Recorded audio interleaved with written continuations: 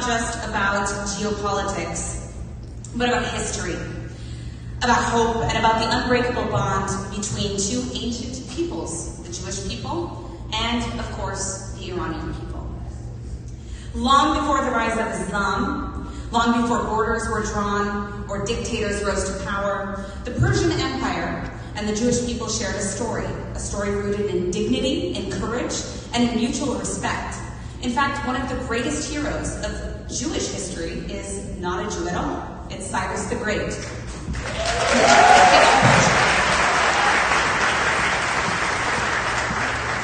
Over 2,500 years ago, it was Cyrus who freed the Jews from Babylonian captivity. It was Cyrus who allowed them to return to Jerusalem and rebuild the temple. To this day, Cyrus is the only non-Jew referred to in the Bible as God's anointed. That is not politics, that is legacy. And that legacy has endured for centuries. Fast forward to the 20th century, the Shah stood up not only for the Persian people, of course, but for also Iran's Jewish community. He ensured that Jews in Iran were free to practice their faith, free to educate their children, and free to thrive in Iranian society.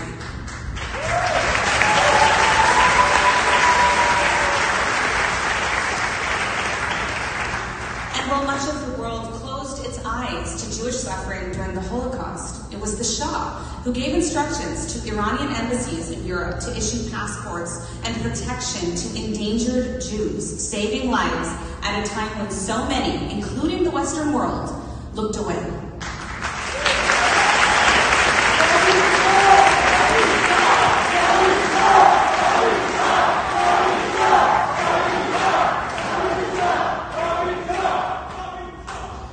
Today, the regime that has hijacked Iran bears no resemblance to the legacy of Cyrus or the decency and leadership of the Shah. The Islamic Republic of Iran, it's a regime built on terror, on repression, and on the systematic persecution of its own people.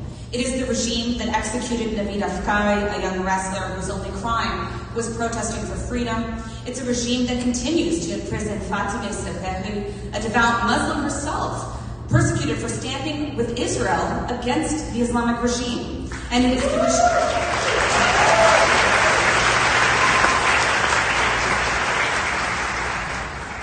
the regime that continues to torture and detain artists, musicians, students, journalists, activists for the crime of imagining a better Iran.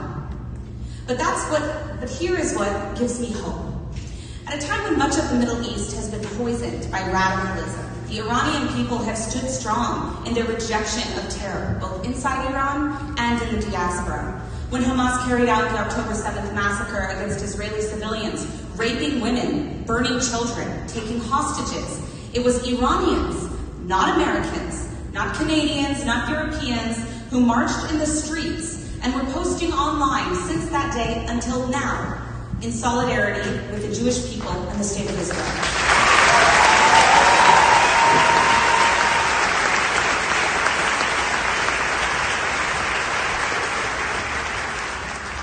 The Iranian public, unlike the regime, knows the true difference between resistance and savagery. And we must also remember that same Red-Black Alliance, the communist Islamist coalition that threatens Israel today, that threatens the entire Western world today, is the same coalition that took the lives of Sarah Milgram in Washington, D.C., and Yaron Lishansky, whom I knew personally. It is also the same terrorism that overthrew Iran and hijacked the entire country in 1979. That revolution didn't just destroy a government, it hijacked a civilization and buried a proud culture under the weight of tyranny and fear. And perhaps that's because our two peoples share something much, much deeper. The Jewish people and the Iranian people are not just neighbors on a map. We are indigenous civilizations that predate Islam.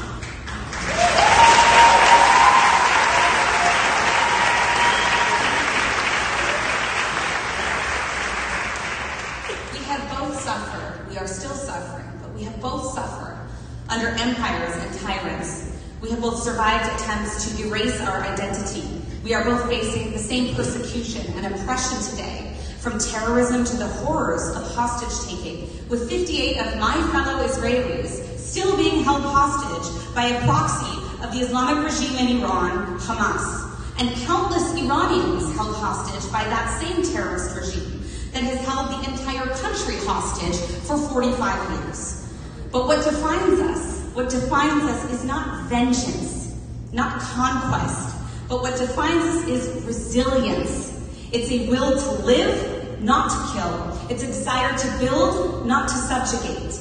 Because tyrants fall and terror fades, but the spirit of freedom is what burns eternal within the Jewish people and within the Iranian people as well.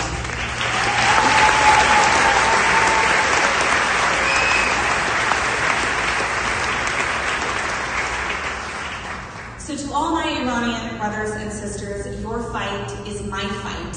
It's our fight, and we will never stop standing with you.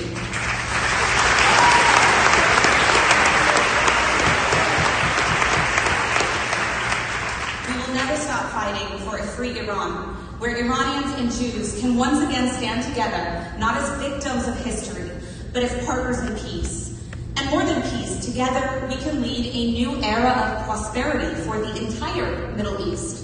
Two ancient civilizations, which are scarred by oppression, but undefeated in spirit, can rewrite the future of the entire region.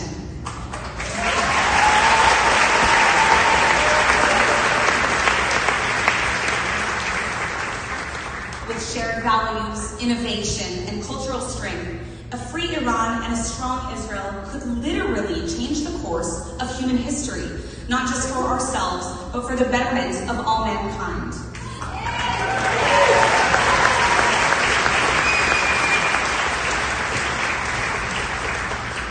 And until that day comes, we will continue speaking, we will continue fighting, and we will not rest until the liberation of Iran becomes a reality. Long live Iran!